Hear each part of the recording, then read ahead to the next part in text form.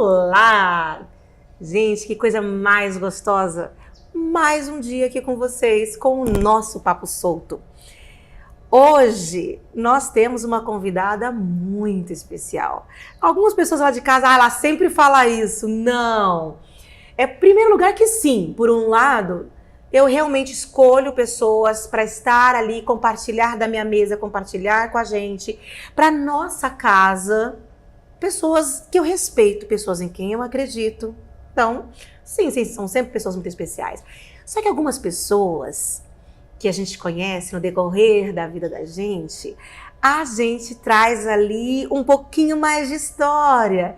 Então, esse especial que eu digo hoje é porque tem muita água debaixo dessa ponte. Gente, eu vou apresentar a vocês a nossa convidada de hoje, a Nívia Jandira. Ela é terapeuta e tem mais, né? Além de terapeuta, tudo bem? Tudo bem, muito prazer. Além de terapeuta, eu sou neurocientista e sou analista de temperamentos também. Obrigada por estar aqui com a gente hoje. Eu que agradeço, é um prazer estar aqui, que delícia. Né? A gente vai tomar um cafezinho hoje, gente. Vocês estão vendo aí? Não, hoje estamos arrasando. Não, tá delícia, não tá? Tá delícia. Não, e aí, gente, quando nós chegamos aqui, eu esqueci de trazer a nossa canequinha especial do Papo Solto. Quando eu não trago a canequinha, o pessoal de casa, meu Deus do céu, eles falam assim, ou não, desculpa, não é de casa não, o pessoal, meus convidados, fala, cadê aquela canequinha? Né? Exatamente. Depois eu fico meia hora depois do programa explicando porque eu não vou dar a canequinha pra eles. Mas eu já até disse que eu vou ter que voltar aqui. Só por causa da canequinha. Só por causa da canequinha. Bom, já vamos começar assim. Bora. Quer café? Muito obrigada. Acho que não. Eu quero. Quer? Então eu quero vamos. leite com café. Tô me arriscando, tá, gente? Porque vai que a gente faz bagunça.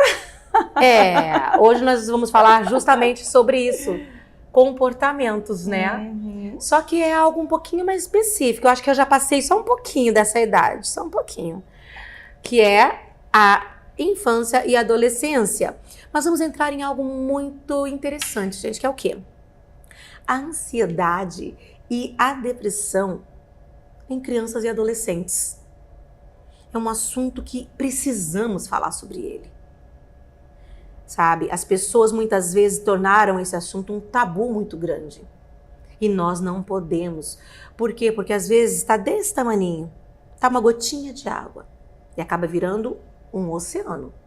Um alagamento completo, né, Nívia? Exatamente.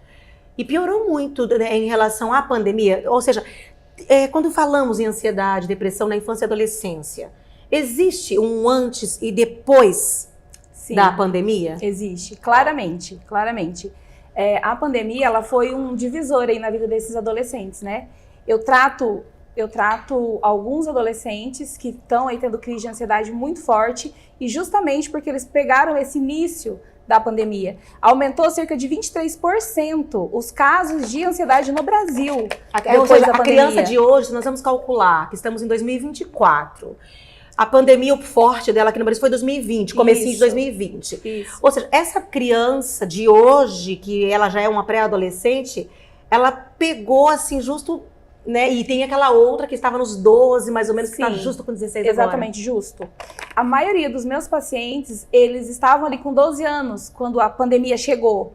E agora eles estão com 16. Uhum. E eu ouço relatos deles que na sala de aula, cerca de 90% dos jovens hoje sofrem de crise de ansiedade. Então, é um número muito expressivo, né? É muito... Você acha que essa crise, ela foi aumentada pela pandemia?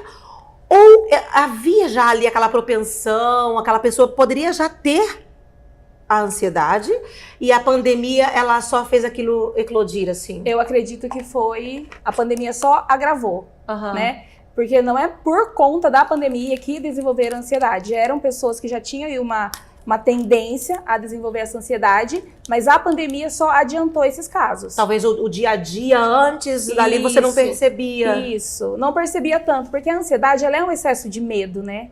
A ansiedade ela tá completamente ligada ao medo. E excesso de futuro, né? E excesso de medo do futuro, exatamente. Ansiedade, então a pessoa, ela não consegue viver no presente, ela já está vivendo no passado. E aí essa pessoa, ela já fez um pior filme do passado, do futuro, aliás, né? Ela tá vendo do futuro. Então ela já fez o pior filme do futuro. Então isso agrava muito o medo. Então, devido a tudo o que aconteceu ali na pandemia, o cenário, então isso agravou muito o caso desses jovens, com certeza. Das crianças que eram crianças e dos adolescentes que agora são os jovens. E se a gente vai ver sobre isso, aquele medo do futuro, gente, analise que na pandemia a palavra futuro ficou incerta. Uhum. Né? Exatamente. Então, imagine você que já é difícil como um adolescente planejar um futuro, né? E de repente você vai lá e fala para ele assim, olha, só que esse futuro pode não existir. E não só isso. Vem aquela junção, né? Medo de perder entes queridos, pessoas que perderam entes queridos. Uhum. Então ela trouxe um cenário de uma guerra maquiada. Exatamente. Né? E como se não existisse esse futuro. É como você disse, né? Escolas fechando, ninguém mais podia se reunir com amigos, nada. É como se tivesse realmente o final ali de tudo, eles não viam. O adolescente ele já tem uma dificuldade em ver o futuro. E uma tendência a se fechar. Uma tendência, total. E aí eles foram obrigados a ficar nessa situação. Só que o que acontece é que muitas vezes a gente não olha para isso de verdade como deveria. Porque esses adolescentes, esses jovens, eles estão precisando de ajuda. E urgente. Uhum. Porque pode ser que isso, né? Se a gente não olhar para isso, para esse problema agora, como que vai ser o futuro, né? Dessas pessoas, que hoje estão muito adoecidas. Ele vai virar um adulto com aquela... medo de tudo. E com aquela ansiedade, assim... Mas, porque às vezes vai passando, não coloca como uma ansiedade agora. Não. Só que quando chega no futuro... É como uma doença, um machucadinho que vai indo até que ele chega a um ponto de amputar. Exatamente, exatamente. Né? Exatamente. Algo mais ou menos assim. Quando a gente falava sobre temperamento, me explica um pouco mais, pessoal de casa. Principalmente, gente, a gente sempre faz programas conversando com o pai, com a mãe, sabe? Uhum. E o adolescente, ele nunca se sente representado. Tipo, assim, eu vou sentar, eu vou ouvir. Tem hora que é chato ouvir alguns programas de adulto. Uhum. Mas nesse caso, hoje, eu quero direcionar eles. Vamos lá, então. Porque eles precisam saber que existem canais de conversa, que existem profissionais onde ele pode estar se amparando e onde ele pode estar buscando uma maneira de lidar com tudo isso, né? Exatamente. Então, quando você fala em temperamentos, o que a gente quer dizer? Tá, vou explicar rapidamente o que são temperamentos humanos, né? Existem 4 tipos de temperamento. E o que é temperamento? Temperamento você nasce com ele. Então o temperamento ele foi dado por Deus lá na sua criação. Uhum. Então o temperamento ele não muda. Tá. Ele não muda. O que é temperamento? Temperamento é a sua natureza. Então você vai ter aquela inclinação natural a certas coisas da vida. São 4: colérico, melancólico, sanguíneo e fleumático. Fleumático, isso. Tá. Colérico, sanguíneo, melancólico e fleumático. São 4 temperamentos. E esse temperamento vai fazer com que você naturalmente tenha uma inclinação diferente. Então cada jovem ele vai ter naturalmente uma inclinação maior. Por exemplo, o sanguíneo, que são geralmente aqueles jovens mais alegres, que gostam de festa, que gostam de estar entre amigos, que falam bastante, mais sociáveis. Só que esse jovem sanguíneo, ele vai ser um jovem mais desorganizado, ele vai ser um jovem que ele vai ter mais tendência a perder o foco. Aí, viu, gente, eu não tenho culpa, eu era essa. Isso. Esse jovem, ele vai ter mais tendência a perder o foco, ele vai ter mais tendência à procrastinação. Por que isso? Porque ele tem o elemento ar. Então, ele é aéreo. Então, para um sanguíneo, ele esqueceu o que ele estava fazendo, é coisa de segundos. Então, o pai geralmente vai falar assim, aquele meu filho só pensa em festa, o quarto é bagunçado, e só pensa em levar a vida a sério. Esse é o sanguíneo. O melancólico, ele já vai ser completamente ao contrário, ele vai ser o oposto. O melancólico, ele vai ser aquele adolescente mais fechado, que vai gostar mais de ficar no computador, no celular, tem menos amigos, é mais introspectivo ali, tem uma tendência maior à ansiedade, porque a ansiedade de uma forma diferente, é uma ansiedade um pouco mais triste. O sanguíneo, ele vai ter uma ansiedade que vai acelerar mais ele. Entendo. E ele vai ficar tão acelerado... Fica meio hiperativo, assim, super... Total. Uhum. Tanto que muitas pessoas confundem ali a hiperatividade, o TDAH com o temperamento sanguíneo. Entendi. A maioria dos erros de diagnóstico é por conta de ser sanguíneo. E não porque tem TDAH, e não porque é hiperativo, é do temperamento, certo? Tá. E aí vai ter o fleumático. O fleumático, ele vai ser mais zen. Ele vai ser mais leve, ele vai ter uma leveza ali do sanguíneo, porém ele não vai ser muito... Ele vai ser mais, não vai ser expansivo. Tá. Ele vai ser mais fechado, não vai se comunicar tanto. Ele vai até gostar de pessoas, mas ele não vai tomar muita iniciativa. Então ele vai ser aquele jovem que ele vai ter muita dificuldade para fazer coisas na vida. Então os pais vão ter que estar incentivando mais a estudar, a procurar um emprego. Ele necessita de mais incentivo, porque ele é água. Então naturalmente ele vai ser mais parado. Então ele vai precisar de mais incentivo dos pais. Entendi. Esse é o fleumático. E aí vai ter o colérico. O colérico, ele vai ser aquele que vai ter como elemento primário o fogo, e ele tem como emoção primária a raiva. Então vai ser aquele mais bravo. Ele vai ser extremamente expansivo, explode. E como que ele apresenta a ansiedade? Com raiva. Vai se irritar muito com tudo. Então ele vai ser aquele que vai ser um pouco mais difícil de você controlar. Porque ele vai ser mais bravo, ele vai ser mais impulsivo. Só que esse ele já vai ser um adolescente ali que você não vai precisar muito ficar empurrando, porque ele vai ter mais... Ele vai ter mais iniciativa, mais autonomia. Ele vai pensar alto, ele vai ser desde cedo, ele vai querer trabalhar. O que ele não gostar, ele vai falar. Vai falar o que é não gostar. É mais fácil lidar dessa maneira, não tem que adivinhar, né? É mais fácil, só que é o que os pais têm mais dificuldade de lidar. Por quê? Quem tem filho colérico aí que vai se identificar? Porque são pessoas difíceis de você controlar. E os pais geralmente a gente quer controlar os nossos filhos. É difícil os pais que já têm, assim, já estão prontos para aceitar, né? O temperamento do filho e saber conduzir aquele filho com o que ele precisa. Então, o filho mais difícil vai ser o filho colérico. Porque ele é mais difícil de controlar. Porém, ele vai ser um filho que vai te dar menos preocupação. Então, mas o colérico, ele conseguiria, é uma pergunta, na verdade. Ele conseguiria, então, resolver mais os seus problemas sozinho? Sim. Um pouco assim, ele consegue resolver os desafios dele? Consegue. O sanguíneo e o colérico são os que têm um pouco mais de facilidade de resolver sozinho as coisas, por conta do movimento rápido. Tem velocidade rápida. Porque tem os que têm velocidade rápida e os que têm velocidade um pouco mais lenta. Então, o sanguíneo e o colérico, eles resolvem mais rápido. Só que eles são mais difíceis para os pais, justamente por eles quererem resolver do seu jeito.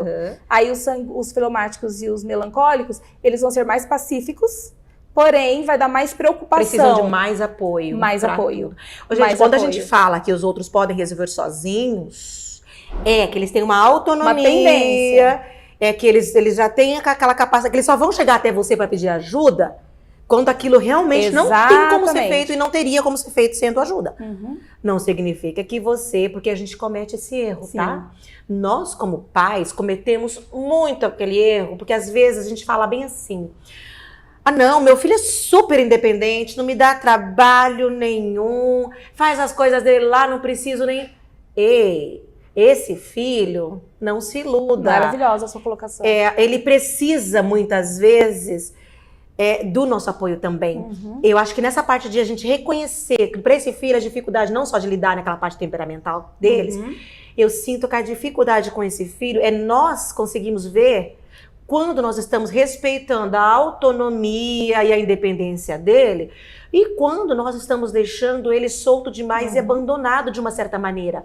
Porque apesar dele ser independente, ele também quer colo, gente. Exatamente. E esse colo que eu sinto, que quando chega nessa fase adolescente e pré-adolescente depois, um dia ele vai chegar pra você e vai dizer: você me deixou sozinha, você não me... Mas filho, eu te dei teu espaço. Você dá o espaço, tem o respeito, tem o espaço, mas, gente, ele ainda quer colo. Exatamente. Sabe, às vezes aquela educação, quer ajuda? Não. Às vezes ele quer. Às vezes ele quer.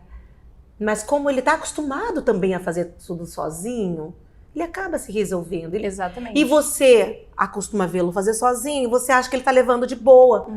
E vai virando aquele ciclo onde um não percebe que aquela... Gente, esse entrosamento pai-filho, mãe-filhos, sabe, né? Exatamente. A gente esquece. Inclusive, é muito interessante isso que você disse, porque geralmente quem tem mais de um filho e que tem filhos de temperamentos diferentes, eu ouço muito no meu consultório esse tipo de reclamação.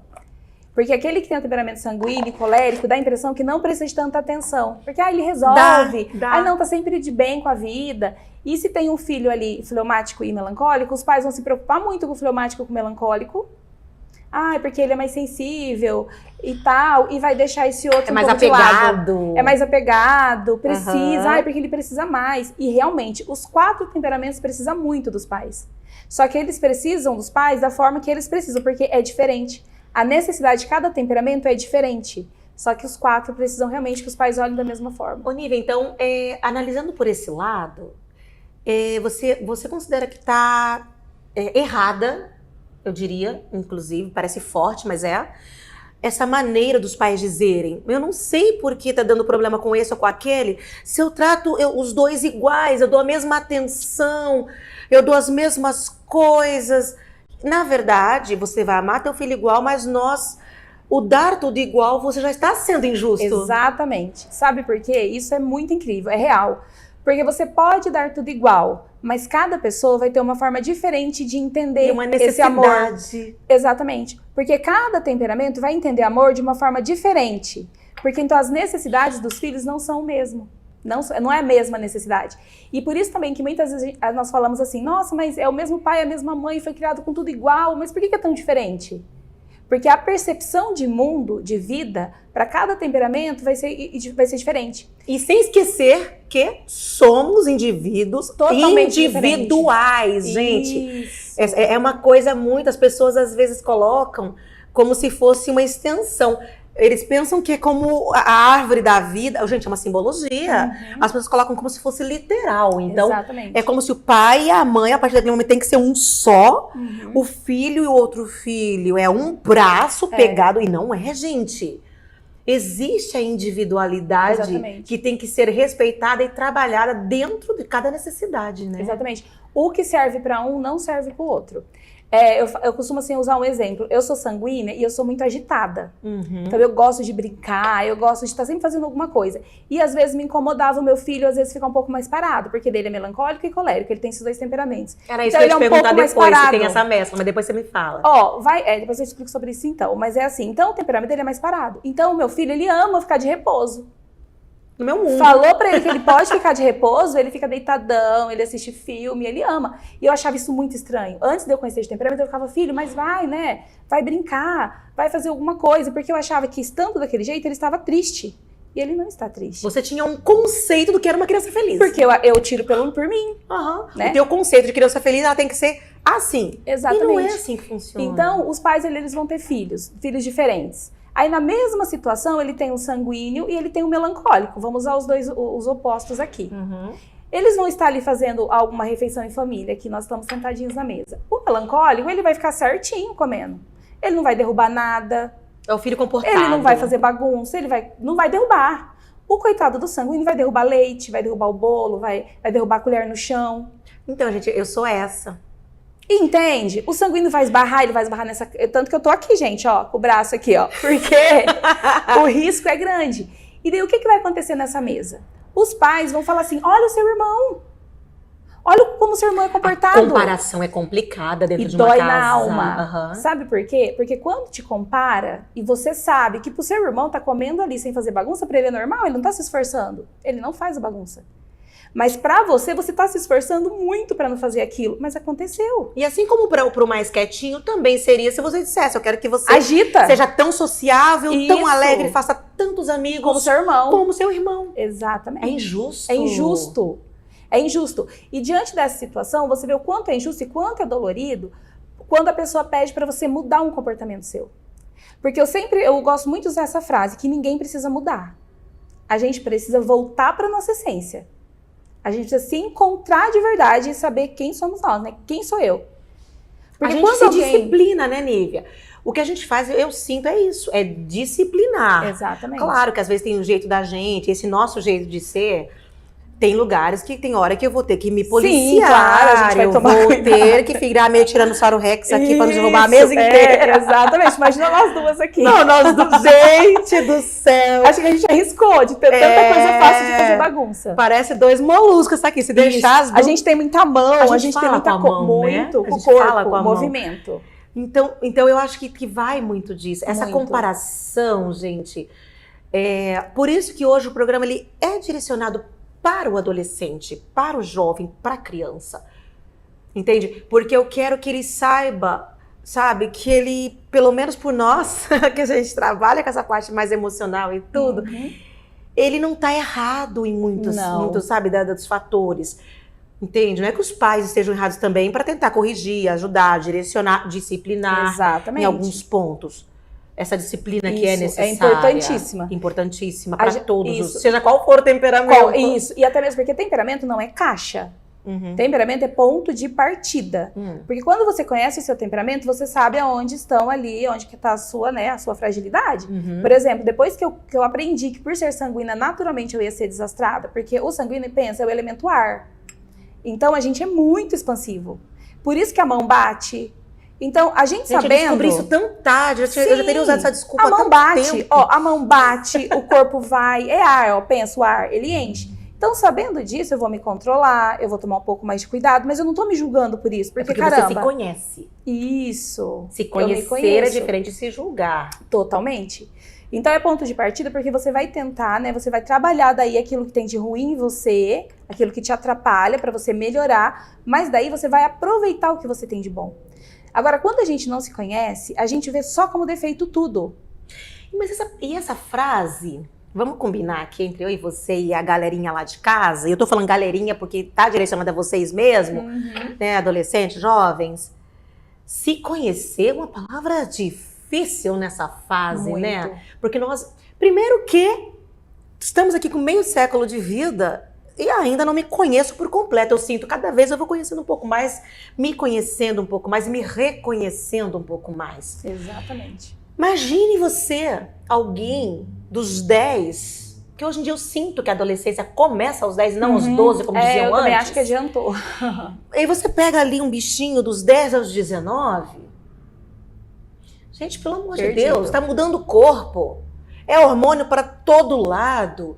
É uma pressão social dos adultos que esperam ali uma postura de alguém que está começando a se formar e dos próprios parceiros adolescentes, um do outro. São tribos que eles criam ali, os seus grupinhos, grupo dos tal, grupo dos tal, grupo dos tal. Essa palavra se conhecer no mundo infanto-adolescente, ela é complicada, né? É complicado porque o grande problema do jovem é não se conhecer. Por isso que eu insisto que o início de tudo, que é conhecer o temperamento, que é a natureza, porque você nasceu com aquilo, então você não consegue mudar aquilo, mas daí você consegue reconhecendo e moldar. Você consegue moldar. Total, porque é isso que Deus quer. Deus quer que a gente desenvolva virtudes através do nosso temperamento. Então é pra gente domar. Só que se você não sabe aonde está a sua fragilidade, como que você vai controlar ela se você não vê como uma fragilidade? Porque, por exemplo, usando o meu exemplo, eu era só desastrada, então eu só achava que eu fazia tudo muito rápido. E eu faço tudo errado. Então, eu pensava assim, eu faço tudo errado, eu sou desastrada, e eu sou bagunceira, porque o sanguíneo é bagunceiro também, o sanguíneo tem muita dificuldade com organização. Aí quando você olha para aquilo e pensa que é minha natureza. Então, se é a minha natureza, eu consigo domar ela. Eu vou dominar ela. Então, eu olhei, eu tenho uma dificuldade. Então, onde é que começa aí o jovem, a importância do jovem conhecer, né? Se conhecer. Porque ele vai conhecer, ele vai entender que ele realmente é diferente dos outros amigos dele. E aquele amigo ele é mais quietinho, porque ele tem um temperamento diferente. Mas, porém, ele também vai ter a parte boa e a parte ruim. Porque não existe temperamento bom e temperamento ruim. Existe só natureza, só temperamento.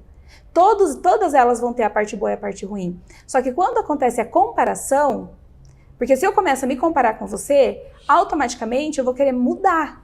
Porque eu vou querer ficar igual a você. Por isso que quando você ouve a palavra assim, ai, Flávia, você precisa mudar. Não dói. Claro. Sabe por que dói? Porque ninguém muda. Mudar a gente não muda, porque o temperamento ele não muda. O que a gente tem que fazer é melhorar.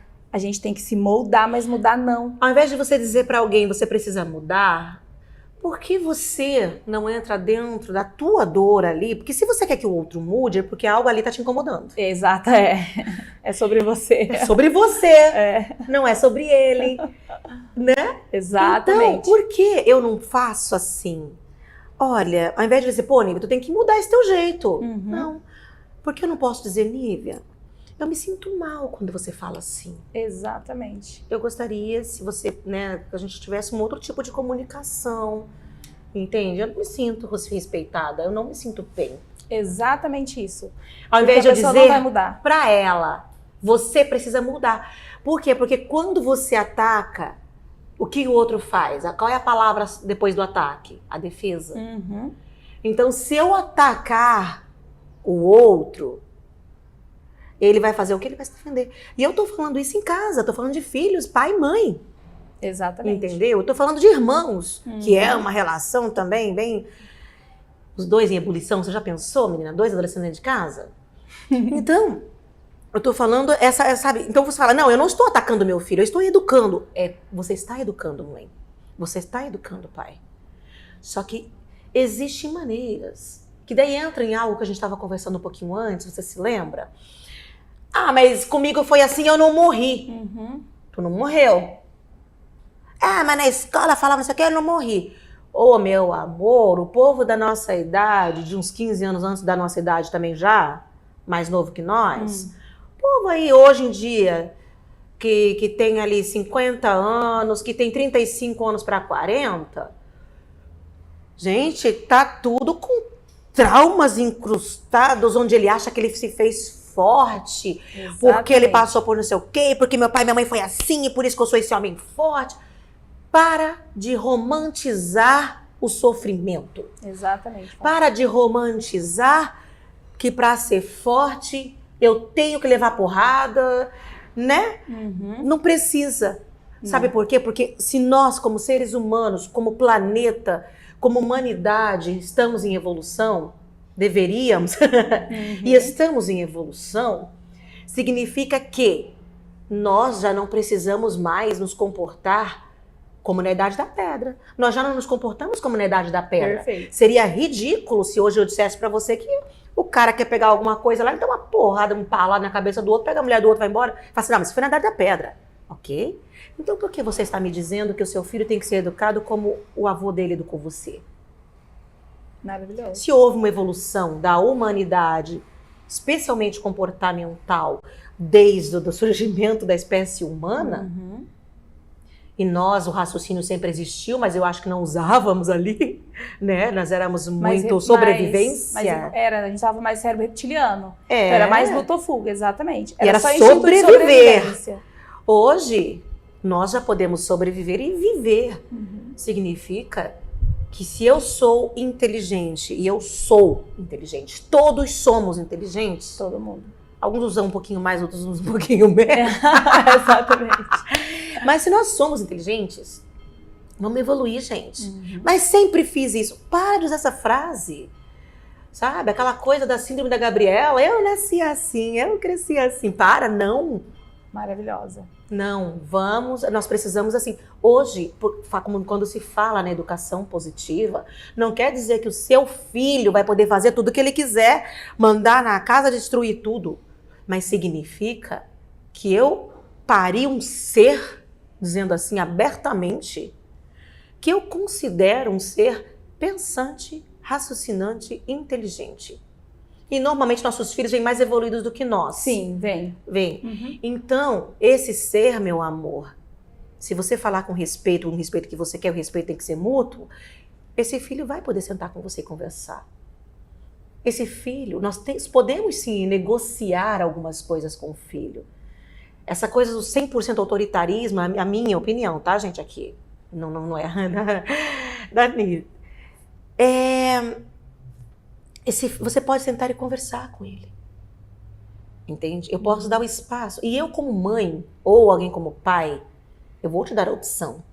E se eu não encontrar a tua, do filho, do plausível, fala só, não, filho, você me deu o teu argumento, mas não. Pesando aqui para o contrário, não, vai ter que ser de tal maneira. Muitas vezes ele vai te respeitar e vai seguir algo que ele de repente não queria muito. Muito mais, na verdade. Porque vocês chegaram num consenso. Você respeitou, porque pode acontecer de você como mãe ou como pai querer sim algo para ele e ali naquele debate com ele, que debater é conversar, não é aos gritos, que é aos gritos, quando você abre demais a boca, os ouvidos se fecham. Exatamente. Se você gritar, nós já não se ouve mais nada. Então, pode acontecer que naquela conversa ali, você como pai ou mãe descobre que existe a possibilidade, de repente, de fazer daquela maneira como ele estava querendo. Claro, deixando claro que existe ação, reação, responsabilidade. Se der errado, do jeito que ele queria, eu vou falar e eu te avisei. É isso. Isso, é a frase perfeita de mãe. Mas essa colocação que você fez é incrível. E é muito verdade. Os seres evoluiu. Nós estamos evoluindo. Só que a nossa mente, o nosso cérebro, né, que é o responsável por tudo isso, não evoluiu muito. Uhum. Então, nós ainda somos seres de 95%, ali a ciência conta ali que de 90% a 95% das nossas atitudes ainda são movidas pelo nosso inconsciente, que é o nosso cérebro reptiliano, que é luta ou fuga.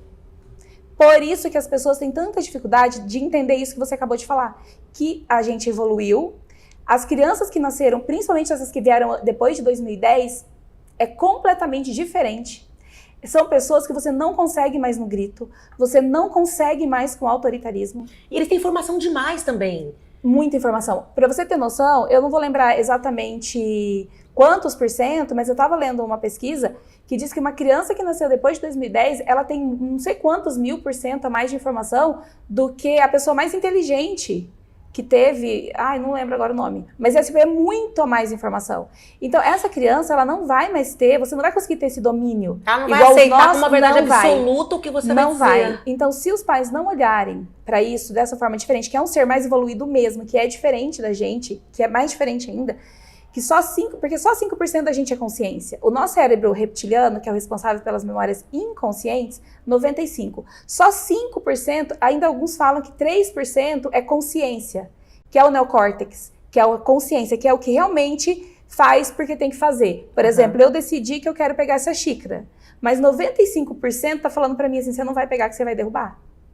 Eu não vou pegar, porque é muito mais forte a nossa inconsciência. E é essa inconsciência que a gente tem que ter consciência da inconsciência pra gente poder ver essa evolução que você falou na criação dos nossos filhos hoje. É muito verdade isso. Os pais vão ter que olhar e falar, não é como eu mesmo, não é como no meu tempo. Então, quando o teu filho disser em casa, né? Você não me ouve, você não me entende, você não me respeita, e você sou teu pai, fica quieto. Amor, será que não está na hora de você ouvi-lo, de você respeitá-lo?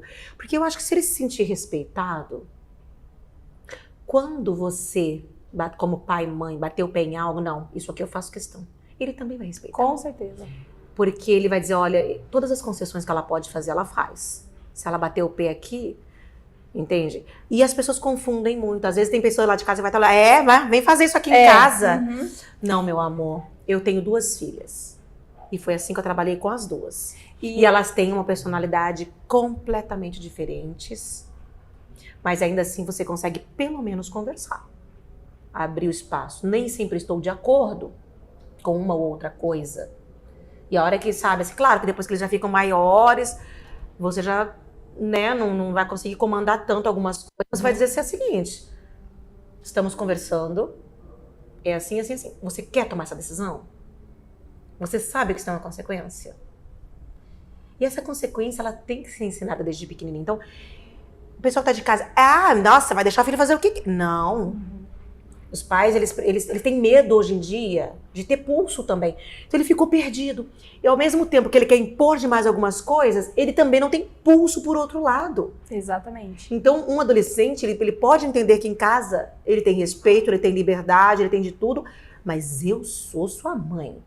Eu sim sou sua amiga. Não acho aquela frase, pai não pode ser amigo de mãe. Pode sim. Sim, sou sua amiga. Eu quero que eu seja a pessoa que quando algo errado acontecer, a minha filha não diga, sabe? Meu Deus do céu, minha mãe vai me matar. Não. A primeira frase que ela pense é, preciso falar com a minha mãe. Exatamente. Essa é a confiança que eu quero ter com a minha filha.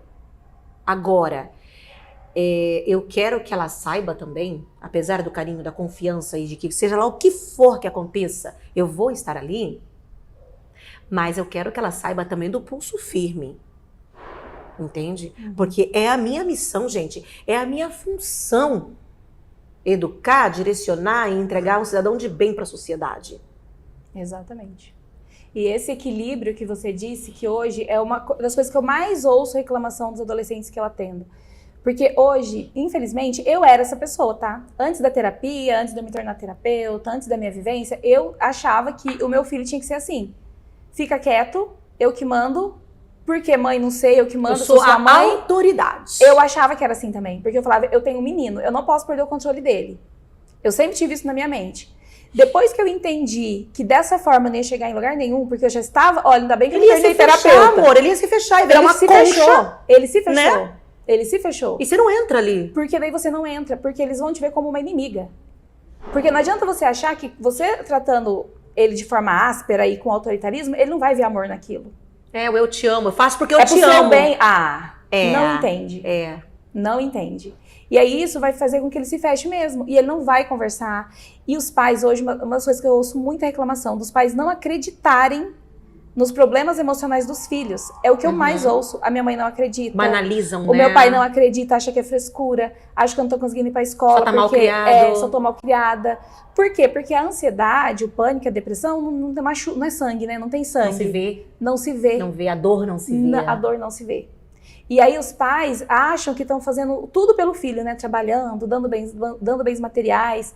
E a única coisa que o filho precisa é que você olhe para esse filho. E hoje, nos dias de hoje, inclusive por conta da tecnologia, ninguém olha mais para os filhos.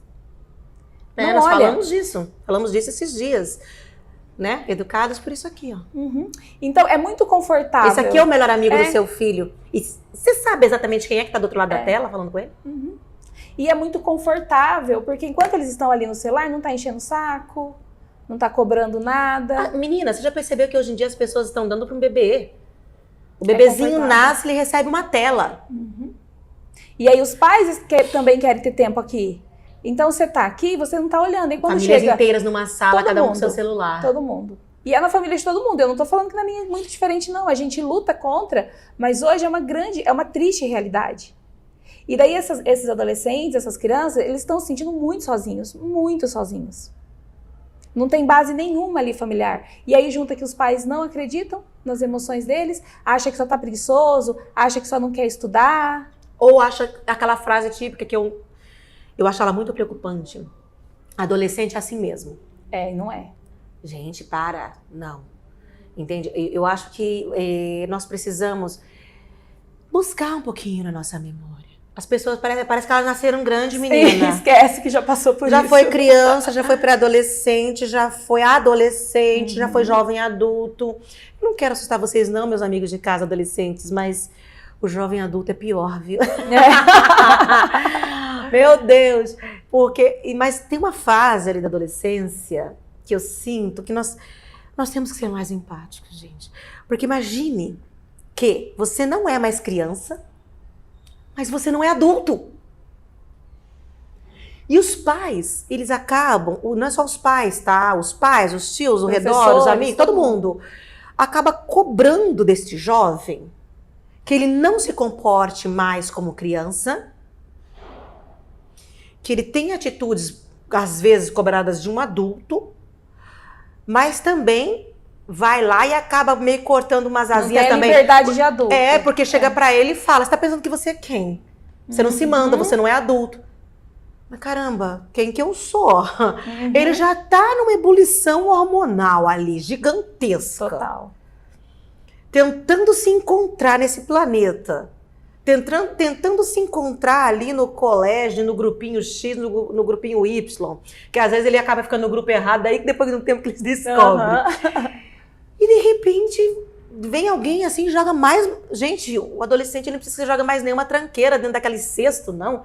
Porque ele tá ali filtrando. Ele tá tentando descobrir com o que ele se identifica dentro daquele cesto. Você não precisa jogar mais nada em cima dele. Exatamente. Exatamente. E tudo que ele quer é ser olhado como um indivíduo mesmo, uma pessoa, né? E é aquela fase onde ele se acha horrível, onde a maioria deles não se encaixa em grupo nenhum, como você disse. Eles até ficam tentando encontrar quem sou eu aqui. Uma identidade, Uma identidade, mas ele não tá se encaixando. E é difícil para os pais lidar, porque os humores, né? E vai ser diferente. Cada um vai lidar de um jeito. Então, é uma fase muito crítica. Eu sinto nos pais também uma cobrança muito grande. Porque se sente meio perdido também, O pai né? parece que quer se identificar no adolescente. Então, ele quer cobrar desse adolescente que ele seja igual a ele. Exatamente. Até porque, Alecrim Dourado, você está colocando isso como se você fosse um exemplo 100% Nossa, de ser humano, né? Maravilhoso isso. Meu Deus, gente. Nós estamos cheios de qualidades e defeitos que precisamos polir, melhorar, sabe? Se o nosso filho é um outro ser, que fique claro, gente, ele vai ser melhorado que nós, pelo amor de Deus. Eu vou dar muitos exemplos de pais, muitas vezes. Olha seu pai, ou olha sua mãe. Eu da sua idade, eu já tava não sei o quê. Ou, sabe, é bem isso também, né? Nossa, já tinha filho, eu já não sei o que. Você quer que tenha um filho? Não! Então, vai muito essa coisa dos pais se projetarem nos filhos. E projetarem nos filhos expectativas frustradas deles, dos pais. Muito. Coisas que eles não conquistaram. Dar, às vezes, em excesso, coisas que não tiveram. E às vezes o filho nem quer. Exatamente. Às vezes você está jogando em cima dele coisas que ele nem quer. Seja materiais, seja de cursos, seja de expectativa, seja profissional. Que, meu Deus... Eu sinto a cobrança nos adolescentes. Você chega para um menininho, uma menininha de 15 anos e diz a ele assim, o que você vai ser quando crescer? O que você vai trabalhar? Meu Deus, eu com 50 tô aqui em dúvida de algumas coisas. Como é que eu posso cobrar que esse adolescente escolha uma profissão para o resto da vida dele? Dê a ele a liberdade de ele fazer o que gosta, dentro, claro, da consciência que vai ter que pagar contas com o que você fizer. Mas, amor, deixa ele tentar buscar o talento dele do que ele goste. Como tem pais querendo se realizar através dos filhos? Sem, às vezes, perceber, sabia? Às vezes dizendo aquela frase que você disse, é que eu te amo, eu quero o melhor pra você. Exatamente. Você sabe como a gente tem essa questão da nossa inconsciência, que é fazer coisas que a gente não quer fazer, né? 95% que você faz não é a sua escolha, na verdade. A gente até acha que escolhe tudo, mas nem tudo é escolha. E o que acontece? Muitas vezes esses pais, eles sonham tanto com um futuro tão diferente pro filho dele, melhor do que ele. Eu quero que ele seja muito mais do que eu. E o filho cresce tanto naquela pressão de achando assim, ó, o que o filho entende quando os pais cobram que quer que você seja melhor do que eu fui, por exemplo? O filho cresce com uma visão assim, a vida dos meus pais foi difícil. Que dó. Eu vou decepcioná-lo também. Então, na verdade, não posso decepcionar. Só que daí o que acontece? Olha que loucura. Geralmente esse filho, ele vai fazer justamente aquilo que ele não queria. Ele vai seguir uma profissão que era que ele não queria, mas para agradar os pais. Mas daí os pais, ele não vai conseguir desenvolver financeiramente, ele não vai conseguir viver a vida dele. Por conta dessa dor que foi gerada, né? De ver os pais reclamando da vida. Porque eu quero. Porque às vezes os pais acham que vai ser bom pro filho, né? Eu vou te incentivar. Olha como minha vida foi difícil, eu não estudei, ou eu não consegui ter a profissão que eu queria. Ai, nossa, ainda quero que você seja muito mais do que eu. Isso é um peso. Ô, Nívia, você acha que por isso nós temos adolescentes, né? Que eu já vi, inclusive online, já falaram comigo sobre isso. De que ele tá nessa coisa da depressão e da ansiedade, e ele fala aquela frase, eu me sinto culpado por ter ansiedade, porque eu tenho tudo. Exatamente. Financeiramente, muitas vezes pais com uma situação financeira muito boa, e essa criança, esse adolescente, esse jovem, ele tem tudo, vive numa casa muito boa, ele tem tudo aquilo, os pais até tentam estar ali, e ele, financeiramente, ele conquistou toda a parte material que uma criança ou adolescente ou jovem possa querer. E ele sente essa coisa, sabe? Eu tenho tudo e eu me sinto culpado por não saber o porquê. Total. Sabe, assim? Eu não tenho um porquê eu estar me sentindo assim. Você acha que... Entra um pouco, né, naquela coisa que, às vezes, ali que você disse anteriormente, nós até conversamos um pouquinho, gente, antes, né, de começar... Aquela coisa do julgamento, um auto-julgamento, com uma autopunição e com uma sensação de não merecimento. Exatamente. Né? Tá. Todo problema emocional, a maioria deles ali falou de depressão, falou de ansiedade, entra culpa e não merecimento. É isso daí. Só que é uma memória inconsciente. Mas ela pode ser gerada também por frases jogadas pelos próprios pais algumas vezes, né? Pode também. Inconscientemente da parte deles, sim, nem percebem. Com certeza. Porque a questão da culpa, isso que você falou, a maioria das pessoas que tem crise de ansiedade, ou que sofre de uma depressão, alguma coisa, eles geralmente não sabem o porquê. Tá? Não tem assim, olha, vão ter aquelas pessoas que até vão ter um evento traumático ali, que gerou aquilo ali, enfim. Mas mesmo aquela pessoa que teve um episódio que gerou, ela só gerou a ansiedade e a depressão porque ela tinha um terreno fértil. Ela já estava ali, que ela já tinha uma memória que ia ocasionar aquilo, certo? Mas o jovem que ele vai ter ansiedade, ele pode ter como ele não sabe o que é, porque pode ser uma memória do útero materno, pode ser uma memória de quando ele era muito criança, algo bobinho. E o que acontece? Aquele esquecimento que nós temos aqui a nível consciente, mas fica ali dormindo no inconsciente. Exatamente. E nem sempre vai ser o que as pessoas às vezes se confundem muito, porque acham que um motivo para você ter uma crise de ansiedade, uma depressão, é um motivo enorme.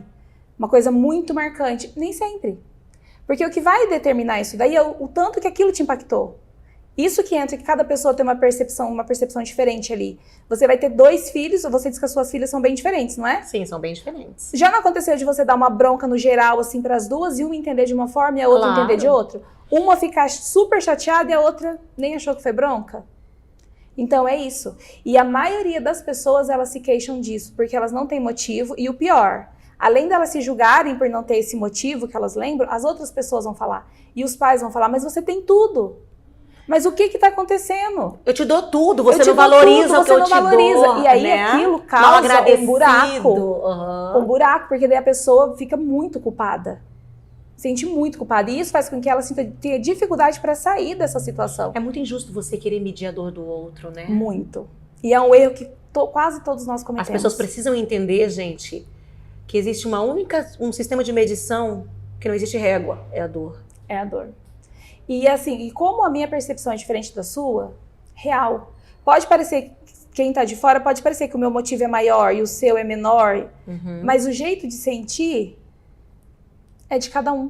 É muito comum ali eu ouvir entre casais a queixa assim, é porque a minha mulher ficou tentando medir a minha dor do que eu fiz com o que ela fez, então que o que eu fiz é pior, o que ela fez. E realmente não tem essa régua. E tem muita discussão assim, muita, né? Porque a gente sempre quer validar a nossa dor diminuindo a do outro. Mas você fez isso menos do que eu, mas pra mim, e eu que fiz isso? Eu sofri mais do que você. E eu sofri muito mais, né? Porque as pessoas comparam o sofrimento de vida também, né? Eu sofri muito mais do que você, mas meu amor, o que você sabe da capacidade de resiliência de algumas pessoas, entende? Nós temos hoje, muitas vezes, meu amor, adolescentes muito mais fortes emocionalmente do que esses adultos 35 mais. Porque esses adultos 35 mais, eles são filhos de quem? Eles são filhos dos 55 mais. São filhos dos 60 mais. E como era a educação que os 60 mais achavam que era, naquela época, a ideal? Eles fizeram o que eles puderam com as ferramentas que tinham, com o conhecimento que tinham. Ok, é válido, respeitamos isso. E agora, gente, nós estamos com outras ferramentas. Exatamente. E nós precisamos utilizar essas ferramentas. Sabe, tinha adolescentes, os filhos dos 60 mais, 50 mais, que quando você dissesse é pau, é pedra, é azul, ele simplesmente tinha que acreditar que era. Hoje, ele vai pegar uma maquininha. Não, mas o azul é verde. Mãe, o azul não é azul. Esse azul que você está falando, na verdade, está aqui, comprovado cientificamente. Ele é verde. Aí você... Mas eu sou sua mãe e você é azul. E fica quieto. E fica quieto. Exatamente. Porque na minha época era assim, o filho respeitava pai, não sei o quê. Você tá entendendo? Ô amor, eu não estou aqui dizendo, tá? O filho ele tem ainda que respeitar pai. O filho tem que respeitar mãe. Entendeu? Eu acho que é uma sociedade que você monta dentro da tua casa. As pessoas quando falam sociedade, quando a gente fala, a sociedade, elas acham que é o quê? É lá fora. A tua primeira sociedade é o teu lar. Essa é a sua primeira sociedade, onde ela tem que ser configurada, equilibrada, cada um com a tua função, cada um com a tua dosezinha ali do respeito, tem que ser assim, assim, assim, assim. Exatamente. Entendeu? E esse respeito tem que existir sempre. Eu sempre falo, por mais liberdade que tenha, por mais amigo que seja, vai me respeitar até na minha lápide. Perfeito. Exatamente. Né? E não tem a ver o respeito, né? É como você disse, e voltando àquele assunto que eu estava aqui analisando, a gente tem muito costume de falar, né? Mas eu da sua idade eu não tinha isso. E eu era feliz, eu não reclamava, e você com tudo isso. Gente, é a coisa que os jovens mais ouvem. Só que antigamente, realmente, as pessoas era diferente, a gente acabava sendo mais feliz mesmo. Porque o mundo cobrava muito menos. Hoje, por conta da comparação, todo mundo acesso de tudo, eles se cobram de um tanto que você não faz ideia. E não tínhamos níveis de comparação Claro também que do que era bom do que era ruim. O máximo era amiga da sala. Se nós tivéssemos o acesso hoje, naquela época, da informação que se tem hoje, nós perceberíamos o que nós não tínhamos.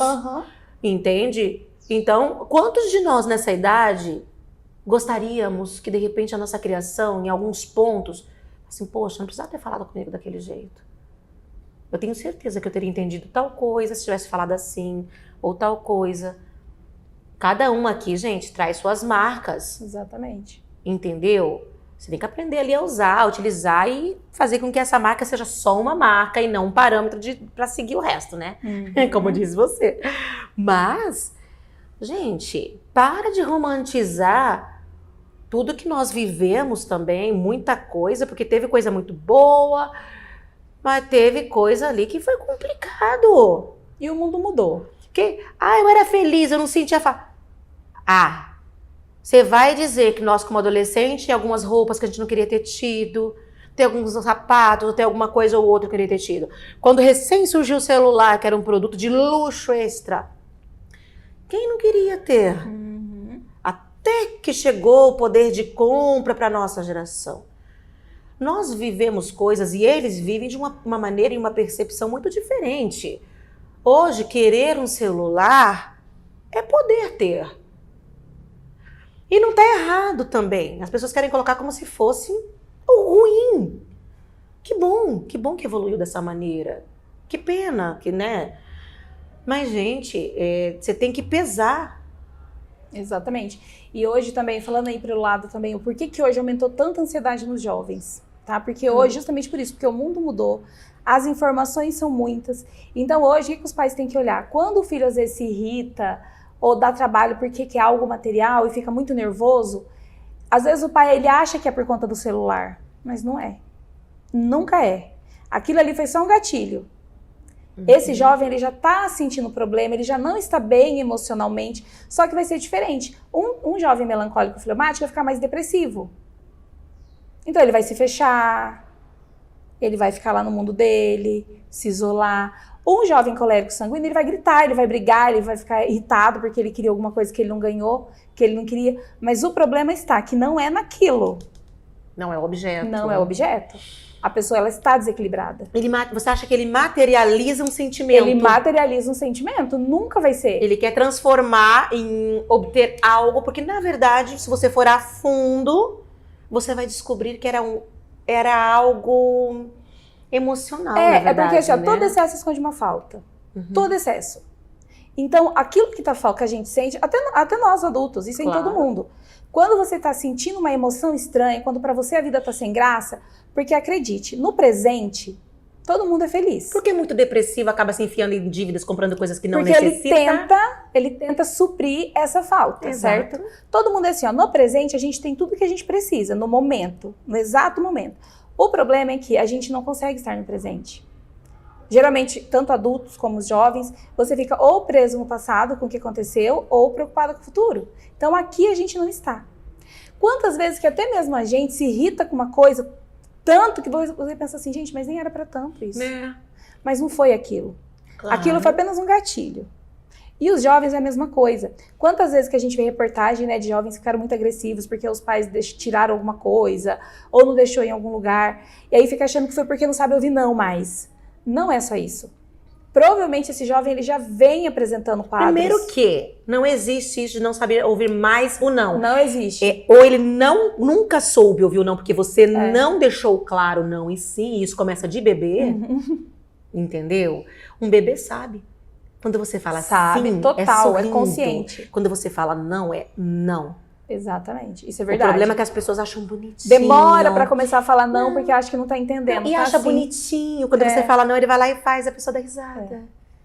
Você vai ser carinhoso e amoroso com o teu filho, mas é desde pequenininho. O sim é sim, o não é não. Olha que legal isso que você está colocando. Hoje é uma geração de pais que acabam sendo mais, né, são mais permissivos demais, porque ninguém quer ter tempo para ficar educando. Ninguém quer ser o vilão. Todo mundo meio que terceiriza por conta da falta de tempo. Não quer ser o pai que ele teve, ele nega, ele fala que ele foi, não sei o quê, mas ele tenta quer. Fugir da figura do pai e mãe que ele teve. A gente não quer, a gente quer fazer diferente. Só que na hora de cobrar... Quer cobrar igual os nossos pais. Quer cobrar igual os nossos pais. É verdade. E aí aquele adolescente, ele fica muito perdido, porque isso que você disse é muito verdade. Hoje em dia, os bebês, as crianças pequenininhas, os pais ficam vendo fazer coisa errada e acham bonitinho. Meu amor, e é isso que você falou. Não acostumou. É como dizia Elis Regina, ainda somos os mesmos e vivemos como os nossos pais. Olha que incongruência, né? Você não cria igual, mas depois você quer cobrar a mesma coisa. E fica todo mundo perdido. E aí é nesse momento que eles estão muito desestruturados. E há uma incongruência daí pra ele. Total. Porque você tá cobrando ele saber um comando que não foi ali colocado. E o que acontece também? Como a gente também, nós ali enquanto pais, mudou muito a nossa percepção, justamente por a gente estar muito ligado em muita coisa, trabalhando, porque hoje em dia é muito raro quem não trabalha muito, né? A gente tenta ali, busca, mas todo mundo trabalha muito. Até para suprir essa nova realidade de vida, onde mais material suprir muita coisa. A gente tá aqui perdido. E aí se torna muito incongruente, porque muitas vezes a gente cobra dos filhos umas atitudes que eles não veem a gente fazendo. E é muito real que o que você fala não convence. O seu filho, ele vai espelhar o que você faz, né? O que o nosso olho vê, a nossa mente, ela registra o que você vê. Exato. Então o exemplo. É o exemplo. E hoje, cada dia que passa mais, a gente está incongruente com isso, porque a gente tem uma vida e exige outra atitude dos filhos. Mas e os jovens ficam perdidos. Sabe o que eu sinto nisso aí? Que nós temos ali o ser e o ter. O que nós estamos trabalhando muito nos filhos? O ter. O ter e o ser. Mas o que estamos cobrando deles? O ser. O ser, exatamente. Então, como eu posso entregar o ter e cobrar o ser? Eu tô plantando laranja e quero colher maçã? É perfeito isso que você falou. Porque o ser vem antes do ter. Primeiro a gente tem que ser, para depois a gente ter. É real isso. Só que como tá essa confusão na mente dos jovens, porque os pais, os pais também estão perdidos com isso, porque hoje a maioria ela se preocupa em dar a coisa pro filho. Eu vou dar, que é o ter. Eu sou uma ótima mãe. Eu sou uma ótima mãe. Tem tudo. Bom isso colégio. Acontece muito com as mães solos. Não, mas eu faço tudo por ele. Com as mães solo, eu falo porque eu sou mãe solo. E acontece muito. Eu porque também, às vezes você quer erramos. suprir, as mães solo, elas vêm com outro ingrediente aí nessa educação. Quer ser o pai também, que é o ela quer suprir um espaço que sobra, que infelizmente vai sobrar. Na separação acaba ficando um espaço ali que eles acham que estão preenchendo, mas não tá, gente, não tá. Sabe? A decisão de se casar, a decisão de se divorciar é de você, pai, mãe. Essa criança e esse adolescente, ele não escolheu viver nessa disfunção, porque, né? Que é diferente. Porque né? Não adianta não vamos romantizar, não. É real. Eu sou mãe solo, mas lá em casa tudo bem, tá tudo ótimo. Não, tá tudo ótimo. Perfeito. Tá tudo bem no sentido de estamos mantendo um relacionamento saudável aqui, estamos tentando fazer da melhor maneira possível, mas uma coisa muito importante que eu vejo muito, e eu sinto muito, né, pela idade da minha filha, os amigos, você vai vendo muitas histórias ali, muito próximas. Gente, por mais que você faça, não diminua a importância do outro ser genitor na vida do seu filho. Seja você um pai que às vezes quer diminuir a existência dessa mãe, ou uma mãe que quer diminuir a existência desse pai. Dentro do coraçãozinho dele, ele pode ser seu ex-marido, ela pode ser sua ex-esposa. É uma coisa aí entre vocês, uma relação que não deu certo. Agora, a relação pai-filho, a relação mãe e filho, essa daí, ela não vai, ela não rompe. Ela não rompe. E dentro do coraçãozinho dele, por mais compreensivo que ele seja, entendendo que vocês não estão juntos, porque daí já entra esse ponto também da adolescência. Imagina você coloca ainda nessa história ainda um rompimento do pai e da mãe. Ele já não tem um lar funcional. Ele vai pra escola, o amigo conta que foi com o pai, com a mãe em tal lugar. Ele vai na casa do amiguinho, ele senta na mesa pra almoçar com o amiguinho. Papai, mamãe, irmãozinho. Em uma estrutura familiar que não é na casa dele. Então, mas eu acho que muitas vezes, infelizmente, a dor do adulto que teve um rompimento de relação, ele acaba influenciando no filho. E esse filho adolescente que já tá com tudo isso que a gente colocou aqui, entende? E acha que, filho, você precisa entender que a gente não vai deixar de ser os seus pais. Eu sei. E isso também dói, porque ele ama o pai e a mãe de maneira igual. Você se sentiu desrespeitada por aquele homem e se separou dele? Ele se sentiu desrespeitado por aquela mulher e se separou dela? Uma coisa entre vocês. Não queira achar que o teu filho tem obrigação de sentir raiva daquele genitor ou daquela genitora, porque senão ele não te ama. Filho não pode tomar partido, gente. Para de fazer isso com essas crianças, com esses adolescentes. Eles já têm um barco grande demais dentro desse cesto, tentando se encontrar, tentando, sabe? E você vem e ainda fala, você tem de tudo, o que tá te faltando? Oi? Sendo que o material não conta, é zero. A gente até acha que o externo tem algum peso para as nossas emoções, mas é zero. Gente, é crime ele amar e ele ter um sonho, o ideal de se despertar de manhã e na mesa do café da manhã ter tido uma outra realidade, papai e mamãe na mesa? Você não pode recriminar esse jovem por isso, porque até nós que nos separamos também gostaríamos que a coisa tivesse sido diferente. Com certeza. Também gostaríamos de despertar e ao meu lado estar o pai da minha filha. Mas se não deu certo, é mais saudável estarmos vivendo em casas separadas? Mas não cobre desse adolescente que ele não doa. Sinta, né? Que não doa. Ele compreender, que muitos compreendem. Ok, mãe, eu entendo, você não pode viver com ele. Ok, papai, eu entendo, você não pode mais viver com ela. Ok? E todo mundo tem direito de refazer sua vida também.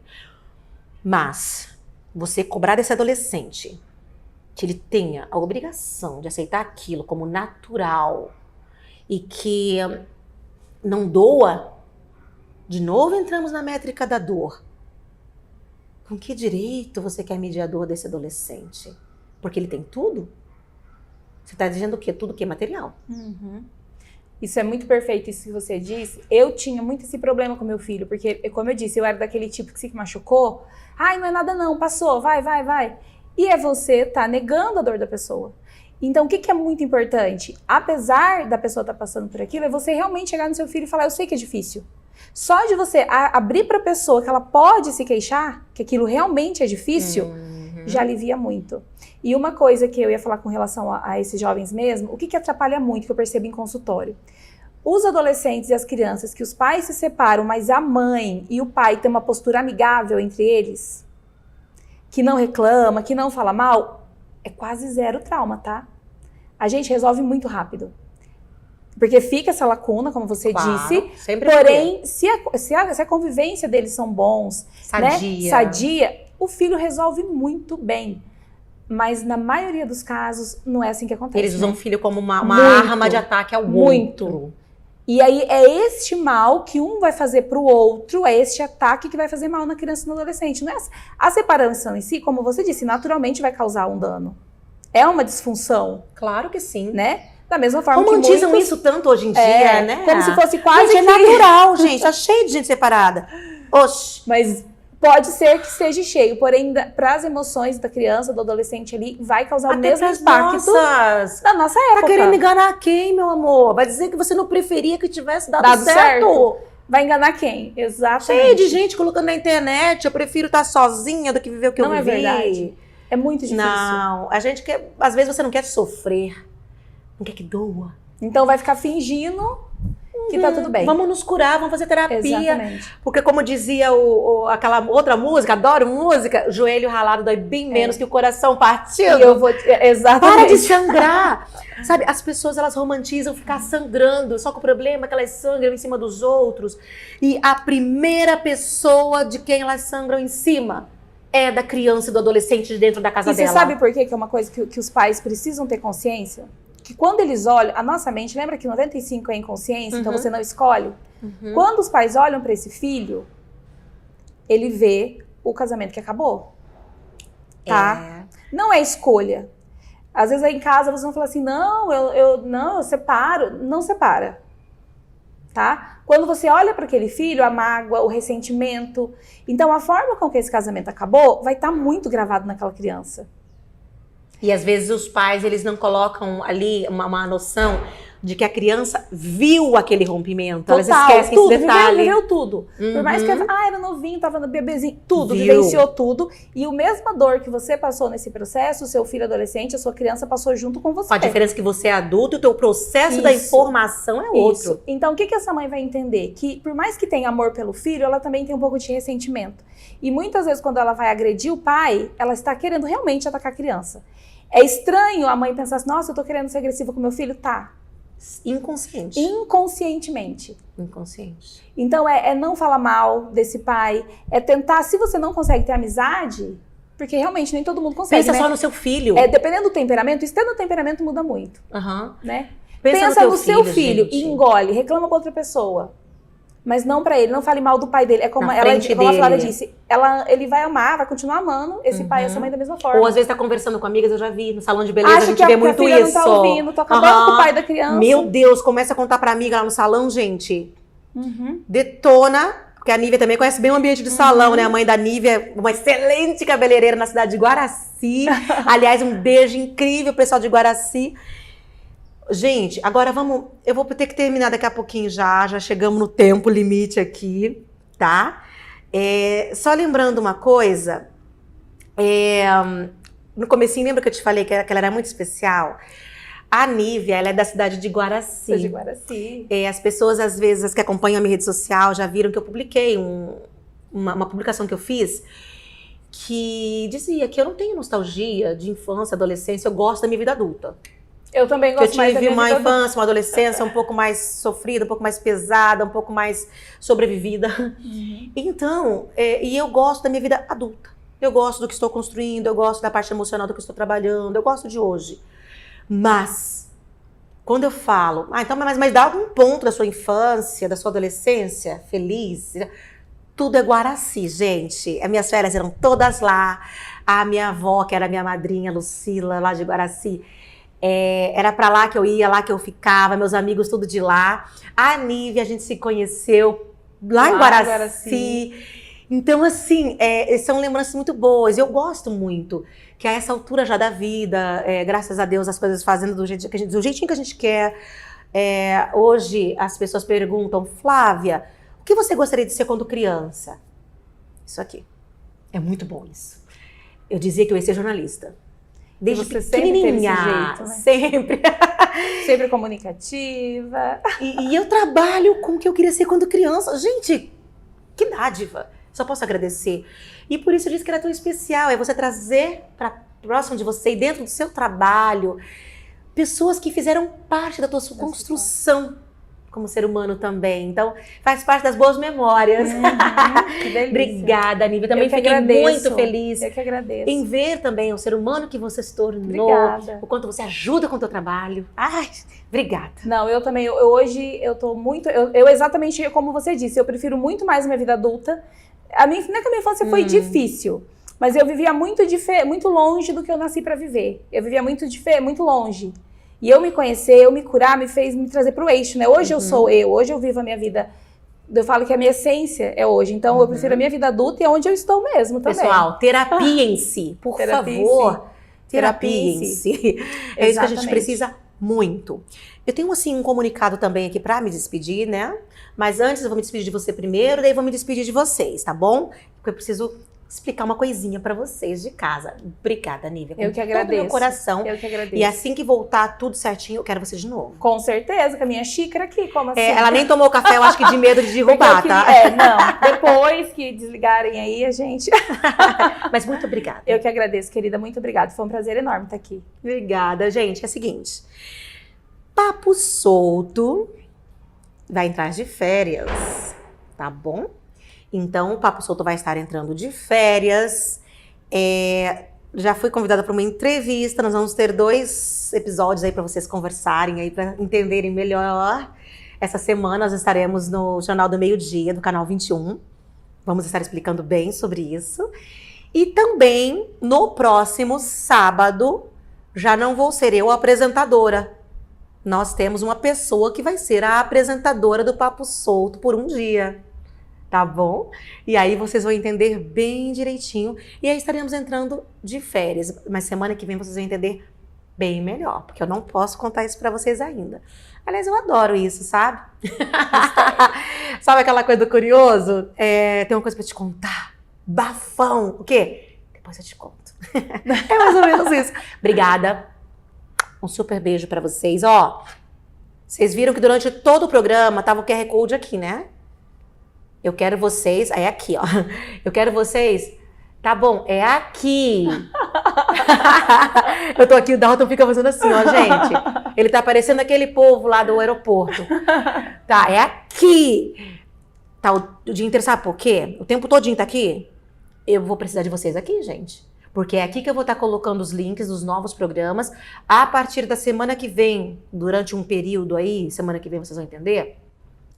A gente vai estar com o programa ainda, mas no YouTube, tá bom? Então, se inscreva aqui. Através desse link, você vai estar seguindo a minha rede e essa rede onde eu vou estar publicando as atualizações do que vai estar no YouTube, assim que tiver programas novos, tá bom? Semana que vem eu te conto. Beijo.